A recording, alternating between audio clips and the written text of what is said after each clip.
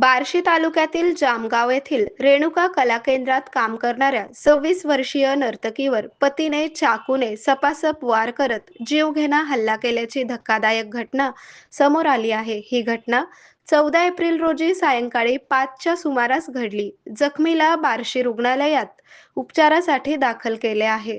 जखमी महिलेचे नाव अश्विनी नागेश उर्फ गंगा काळे, वय 26 असून त्या गेल्या महिन्याभरापासून जामगाव येथील रेणुका कला केंद्रात नर्तकी म्हणून काम करत होत्या। पती करण जितेंद्र भोसले, राहणार घाटपिंपरी, तालुका वाशी, जिल्हा धाराशिव, याला दारूचे व्यसन असून तो कोणतेही कामधंदा करत नसल्याची माहिती आहे।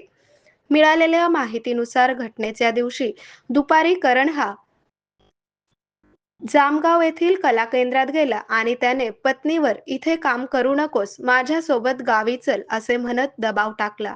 त्यावर पत्नीने तू काम करत नाहीस, दारू पितोस, मग उदरनिर्वाह कसा करू असे म्हणत गावी जाण्यास नकार दिला।